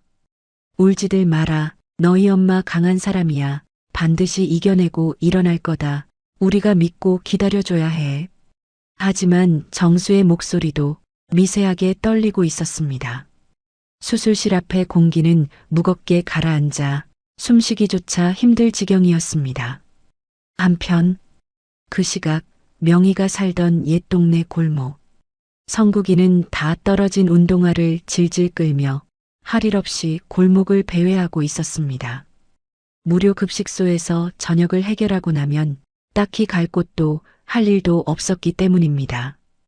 혹시나 옛날 이웃이라도 마주치면 1,000원이라도 얻을 수 있을까 하는 비굴한 마음으로 옛집 근처를 기웃거리고 있었습니다. 그때였습니다. 동네 슈퍼 앞 평상에 앉아있던 아주머니들이 심각한 표정으로 이야기를 나누고 있었습니다. 아유, 글쎄 그 집 있잖아. 반찬 가게에서 대박 났다던 명희 씨 말이야. 성국이의 귀가 번쩍 뜨였습니다. 명희라는 이름에 본능적으로 발걸음을 멈추고 전봇대 뒤에 숨어 귀를 기울였습니다. 그래, 명희 씨가 왜 오늘 가게에서 쓰러졌대. 뇌졸중이라나 뭐라나 구급차 실려가고 난리도 아니었대. 지금 수술 들어갔다는데 가망이 없다는 소문도 있고. 어머 세상에. 이제 돈 좀 벌어서 살만하다더니 그 돈 다 써보지도 못하고 죽는 거야? 사람 팔자 참 알다가도 모르겠네. 성국이의 심장이 쿵쾅거리기 시작했습니다. 명희가 쓰러졌다니. 죽을지도 모른다니. 보통 사람이라면 전 아내의 안부를 걱정했겠지만 밑바닥까지 추락한 성국이의 머릿속에는 악마 같은 생각만이 피어올랐습니다. 명희가 죽는다고? 그럼 그 많은 재산은? 가게랑 집이랑 통장에 든 돈은? 성국이의 눈동자가 탐욕으로 번들거렸습니다. 이혼해서 법적으로는 남남이지만 자식들은 명희의 상속인이었습니다. 그래, 애들이 있잖아. 명희가 죽으면 유산은 다 우리 애들한테 갈 거야. 그럼 내가 아버지인데. 애들만 잘 구슬리면 콩고물이라도 떨어지지 않겠어?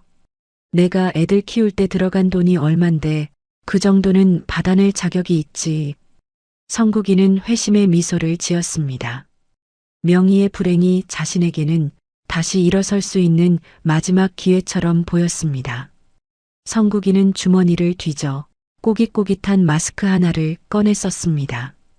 그리고 급하게 택시를 잡았습니다. 물론 택시비는 없었지만 병원에 도착해서 아들이나 딸에게 달라고 할 심산이었습니다. 잠시 후 대학 병원 로비. 성국이는 병원비도 없이 택시에서 내려 아들이 내려올 겁니다. 라고 기사에게 거짓말을 하고는 로비로 후다닥 도망쳤습니다. 그리고 수술실이 있는 층으로 슬금슬금 올라갔습니다. 복도 끝. 수술실 앞에는 명희의 자식들과 정수가 초조하게 서성이고 있었습니다. 성국이는 가족들의 눈에 띄지 않게 화분 뒤에 숨어서 하이에나처럼 상황을 염탐했습니다. 자식들이 우는 모습을 보며 성국이는 속으로 계산기를 두드렸습니다. 울지 마라 얘들아. 엄마가 남겨줄 유산이 얼만데 우냐. 그 돈이면 아빠랑 너희랑 평생 먹고 살아. 명희야. 미안하지만 이왕 쓰러진 거 그냥 편안하게 가라. 그래야 내가 산다. 인간이기를 포기한 성국이의 눈빛은 이미 괴물이나 다름없었습니다. 그때였습니다. 수술 중임을 알리는 빨간 불이 툭 꺼졌습니다. 드르륵 문이 열리고 마스크를 쓴 집도이가 땀을 닦으며 나왔습니다. 가족들이 벌떼처럼 의사에게 달려들었습니다. 정수도 아들도 딸도 모두 숨을 죽이고 의사의 입만 바라보았습니다. 선생님, 저희 어머니는요? 살아계신 거죠? 네. 딸이 울먹이며 물었습니다. 화분 뒤에 숨어있던 성국이도 침을 꼴깍 삼키며 귀를 쫑긋 세웠습니다. 의사가 천천히 마스크를 벗으며 무겁게 입을 열었습니다.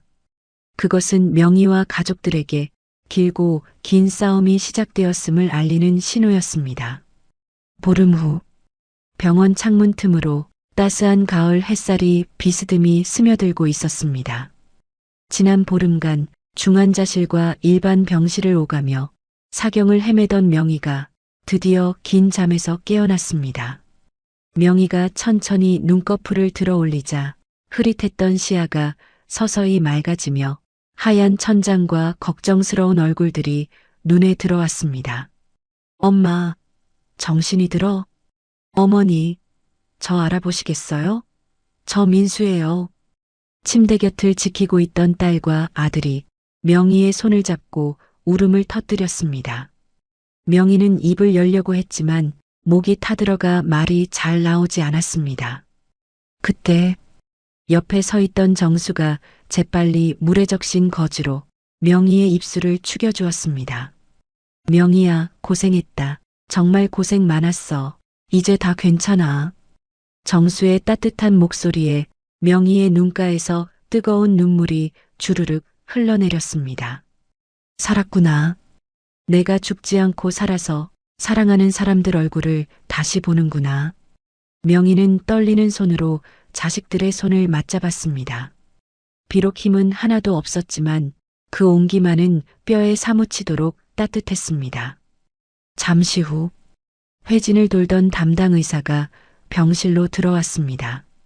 의사는 명희의 동공 반응과 마비 상태를 체크하더니 안도하며 미소를 지었습니다. 정말 천만다행입니다. 골든타임을 놓치지 않아서 뇌 손상을 최소화했어요. 왼쪽 팔다리에 약간 마비가 남아있긴 하지만 꾸준히 재활 치료받으면 충분히 예전처럼 걸으실 수 있습니다. 선생님, 정말 감사합니다. 저희 어머니 다시 걷게만 해주세요. 아들이 의사에게 고개를 숙이며 사정했습니다. 의사는 차트를 보며 덧붙였습니다. 다만 당분간 절대 안정입니다. 가게일 같은 건 꿈도 꾸지 마시고 공기 좋은 곳에서 푹 쉬셔야 해요. 스트레스 안 받고 요양하는 게 최고의 치료입니다. 의사가 나가자 병실 안에는 안도감과 희망이 감돌았습니다. 명희는 창밖에 흔들리는 나뭇잎을 바라보았습니다. 돈을 벌겠다고 밤낮 없이 일만 하다가 정작 가장 중요한 건강을 잃을 뻔했습니다. 죽음의 문턱까지 갔다 오니 통장에 찍힌 수억 원의 돈보다 지금 내 곁에서 울고는 자식들과 밤새 간호해준 정수가 더 소중하다는 걸 뼈저리게 깨달았습니다. 엄마 미안해. 나 때문에 엄마가 고생만 하고. 딸이 명희의 다리를 주무르며 훌쩍였습니다. 명희는 힘겹게 손을 들 딸의 머리를 쓰다듬어 주었습니다. 아니야. 엄마가 욕심이 과했어. 너희들 탓 아니야. 그때 아들 민수가 비장한 표정으로 입을 열었습니다. 어머니, 저 결심했어요. 회사에 휴직계 냈어요. 뭐? 휴직? 한참 일할 나이에 그게 무슨 소리냐? 저 어머니 가게 물려받을래요. 정수 아저씨한테 밑바닥부터 제대로 배울게요. 어머니가 평생 피땀 흘려 일군 가게잖아요. 제가 더 크게 키워볼게요. 그러니까 어머니는 이제 일 생각 마시고 건강 챙기는 것만 생각하세요. 아들의 듬직한 선언에 명희는 가슴이 먹먹해졌습니다. 철부지인 줄만 알았던 아들이 언제 이렇게 커서 어미를 지켜주겠다고 나서는지 대견하고 고마울 따름이었습니다. 옆에 있던 정수도 거들었습니다. 그래, 명희야, 민수 녀석, 내가 며칠 데리고 있어 봤는데 손도 빠르고 눈치도 빨라. 내 아들 맞더라. 가게는 나랑 민수한테 맡기고 너는 회복에만 집중해.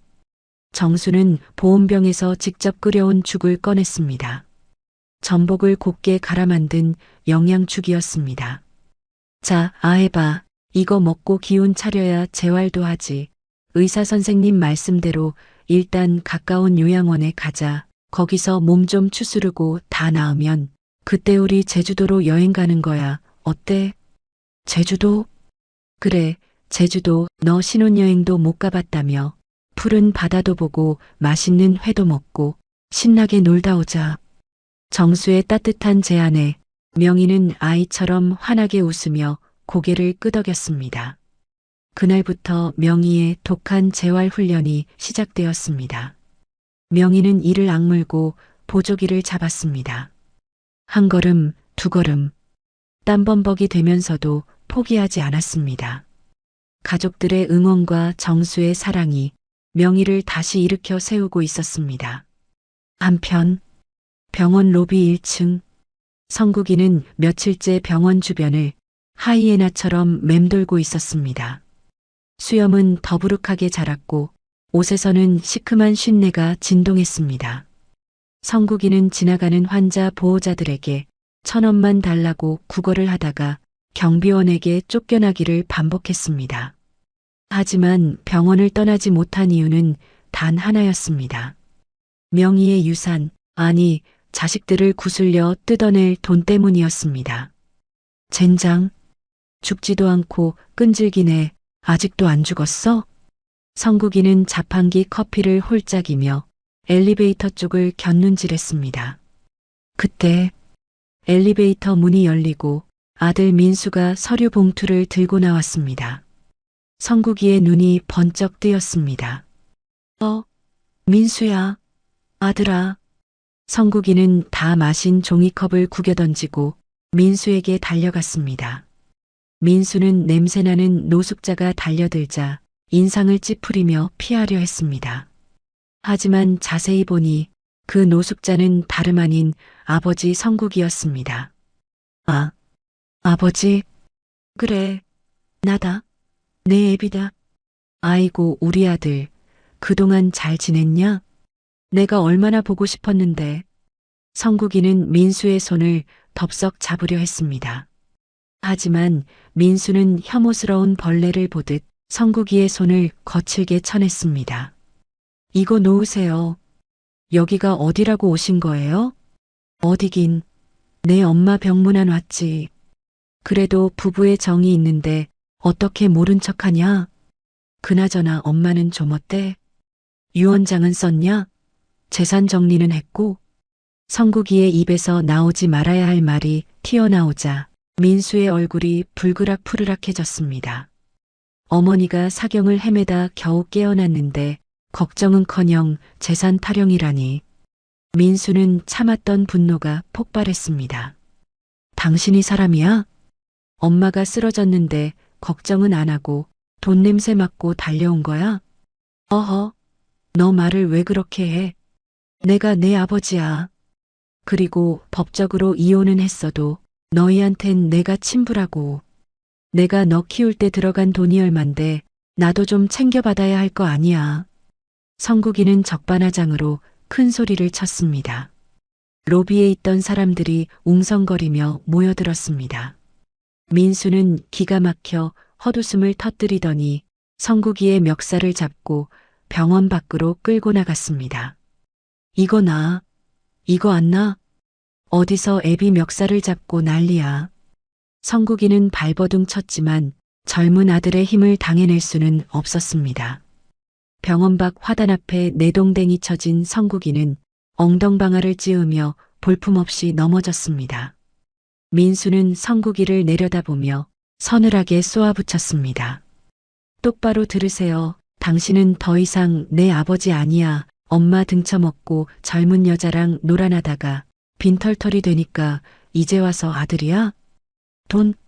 꿈도 꾸지 마. 엄마 돈은 엄마가 다 쓰고 죽을 거니까 당신한테 줄 돈 10원 한 장도 없어. 아, 이 불효막심한 놈아. 내가 그러고도 자식이야? 내가 널 어떻게 키웠는데. 어떻게 키우긴. 엄마가 다 키웠지. 당신이 해준 게 뭐가 있어? 맨날 술 마시고 도박하고 엄마 속만 썩였잖아. 다신 병원에 얼씬도 하지 마. 한 번만 더 눈에 띄면 그땐 경찰 불러서 접근금지 신청할 거야. 민수는 주머니에서 지갑을 꺼내더니 10,000원짜리 한 장을 성국이 얼굴에 던졌습니다. 옛다 차비나 해. 그리고 다신 우리 앞에 나타나지 마. 민수는 뒤도 돌아보지 않고 병원 안으로 들어갔습니다. 바닥에 떨어진 10,000원짜리 지폐 한 장. 그것이 성국이 인생의 성적표였습니다. 성국이는 떨리는 손으로 지폐를 주워들었습니다. 치욕스러움과 비참함에 온몸이 부들부들 떨렸습니다. 으흐흑, 내가 어쩌다. 성국이는 바닥을 치며 통곡했지만 아무도 그를 거들떠보지 않았습니다. 그는 철저하게 버려졌고 완벽하게 혼자가 되었습니다. 시간은 흘러 계절이 바뀌었습니다.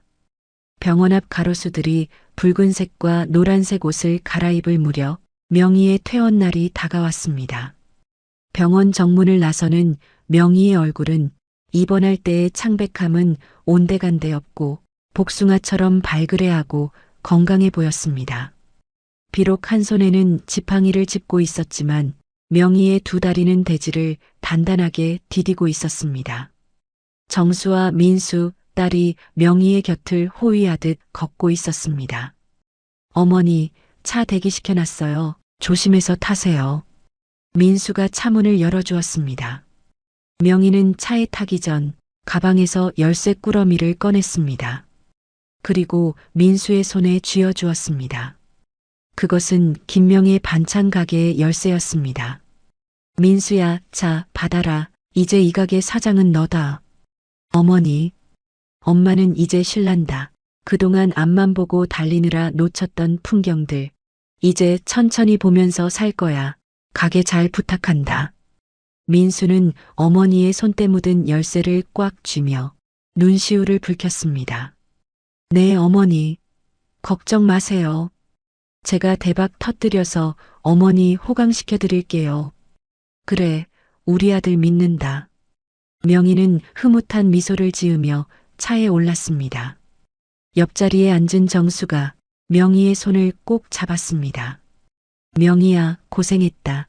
이제 우리 꽃길만 걷자. 그래, 정수야, 이제 진짜 내 인생 살러 가자. 차창 밖으로 스쳐가는 가을 풍경이 그 어느 때보다 눈부시게 아름다웠습니다. 명희는 깊은 숨을 들이마셨습니다. 공기 냄새가 달랐습니다. 그것은 자유의 냄새이자 새로운 시작의 향기였습니다. 병원 구석에 숨어서 이 모습을 지켜보던 성국이는 멀어지는 명희의 차를 보며 하염없이 눈물을 흘렸습니다. 하지만 그 눈물은 너무 늦어버린 부질없는 후회일 뿐이었습니다. 한 달 후, 가을의 절정을 알리는 10월의 어느 화창한 날, 김포공항 국내선 청사는 여행을 떠나는 사람들로 북적이고 있었습니다. 그 활기찬 인파 속에서 누구보다 눈에 띄는 한 여성이 서 있었습니다. 멋스러운 선글라스에 화사한 스카프를 두르고 한 손에는 캐리어를 끈 채 서 있는 여자. 바로 명희였습니다. 불과 한 달 전 병원 침대에 누워 사경을 헤매던 환자라고는 믿기지 않을 만큼 건강하고 세련된 모습이었습니다. 명희의 곁에는 든든한 보디가드처럼 정수가 서 있었습니다. 정수는 명희의 옷매무새를 다듬어주며 장난스러운 목소리로 말을 건넸습니다. 야, 김명희, 오늘따라 왜 이렇게 멋을 부렸냐? 누가 보면 제주도 요양 가는 게 아니라 패션쇼 하러 가는 줄 알겠다. 선글라스가 아주 찰떡인데? 명희는 쑥스러운 듯 선글라스를 살짝 내리며 웃었습니다.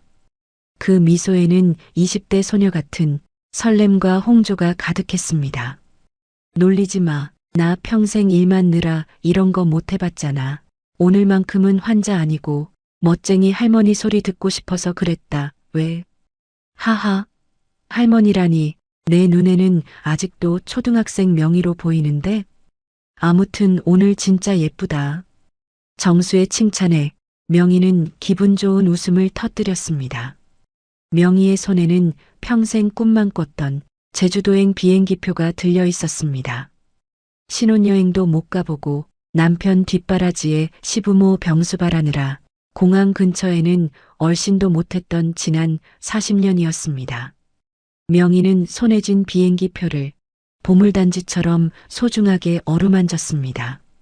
정수야, 나 아직도 실감이 안 나. 내가 정말 비행기를 타는 건가 싶고 이러다 꿈에서 깨면 다시 그 지옥 같은 부엌일까봐 겁도 나고.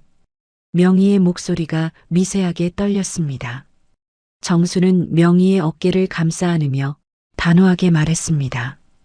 꿈 아니야, 명희야. 이건 내가 뼈 빠지게 고생해서 얻어낸 당연한 보상이고 현실이야. 이제 뒤돌아보지 마. 앞만 보고 가는 거야. 알았지? 그래. 알았어. 고맙다, 친구야. 명희는 정수의 팔짱을 끼고 탑승구를 향해 당당하게 걸어갔습니다. 통유리 너머로 드넓게 펼쳐진 활주로와 은빛 날개를 반짝이는 비행기가 보였습니다.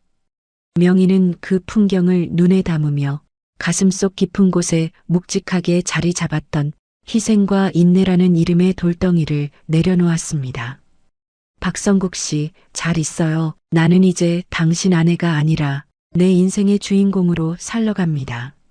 안내방송이 흘러나왔습니다. 제주행 비행기 탑승을 시작합니다. 명희와 정수는 티켓을 찍고 새로운 세상을 향한 통로로 들어섰습니다. 발걸음 하나하나가 깃털처럼 가볍게 느껴졌습니다. 한편 같은 시각 도심의 어느 공원 벤치, 공항의 활기찬 분위기와는 정반대로 이곳에는 뼛속까지 파고드는 차가운 가을바람만이 황량하게 불어오고 있었습니다. 벤치 위에는 신문지를 이불 삼아 웅크리고 누운 한 노숙자가 있었습니다. 덥수룩한 수염에 꼬질꼬질한 때가 낀 얼굴. 다름 아닌 성국이었습니다. 성국이는 추위에 덜덜 떨며 잠에서 깼습니다. 춥다. 너무 추워. 성국이는 앙상하게 마른 팔로 몸을 감싸 안았습니다.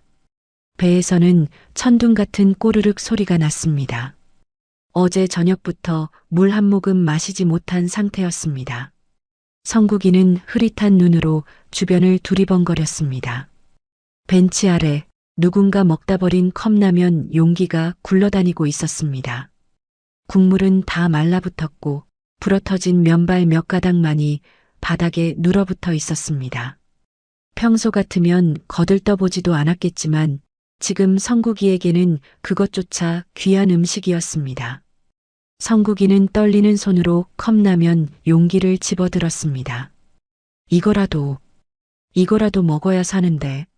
성국이는 남의 눈치를 살피며 허겁지겁 손가락으로 면발을 긁어 먹었습니다. 차갑고 짠맛이 혀를 찔렀지만 성국이는 눈물을 흘리며 그것을 삼켰습니다. 흑흑, 밥, 따뜻한 밥. 문득 40년 동안 명희가 차려주었던 김이 모락모락 나던 하얀 쌀밥이 떠올랐습니다. 자신이 반찬 투정하며 밥상을 엎을 때도 명희는 묵묵히 다시 밥을 차려주곤 했습니다. 그때는 그게 행복인 줄 몰랐습니다. 아니, 자신이 잘나서 누리는 당연한 권리라고 생각했습니다. 명희야, 여보, 내가 잘못했어. 나 배고파. 밥 좀 줘. 성국이는 허공에 대고 애원했습니다. 하지만 돌아오는 건 매몰찬 찬바람과 지나가는 비둘기들의 날갯짓 소리뿐이었습니다. 그를 반겨줄 곳은 이제 이 넓은 세상 어디에도 없었습니다. 성국이는 쓰레기통 옆에 쭈그리고 앉아 자신의 처참한 몰골을 내려다보며 통곡했습니다. 그것은 탐욕과 오만이 불러온 예고된 비극이었습니다. 다시 김포공항 활주로 굉음과 함께 비행기가 속력을 내기 시작했습니다.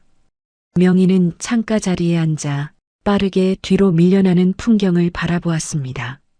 몸이 붕 뜨는 느낌과 함께 비행기가 하늘로 솟아올랐습니다. 발 아래로 빽빽한 아파트 숲과 빌딩들이 점점 장난감처럼 작아졌습니다. 저 아래 어딘가에서 자신을 괴롭히던 모든 시련들이 티끌보다 작은 점이 되어 사라지고 있었습니다. 와, 진짜 떴다. 정수야, 저기 봐. 구름이야. 명희는 아이처럼 창문에 얼굴을 대고 소리쳤습니다.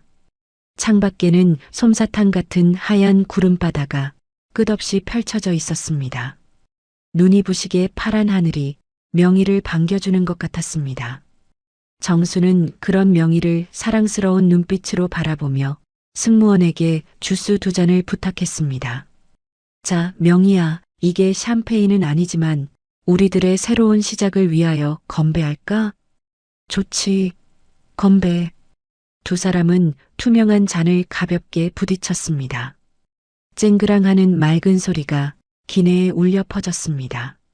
시원한 오렌지 주스가 목을 타고 넘어가자 명희의 가슴속 응어리도 시원하게 씻겨 내려갔습니다. 명희는 의자를 뒤로 젖히고 편안하게 눈을 감았습니다. 입가에는 더할 나위 없이 평온하고 행복한 미소가 번졌습니다.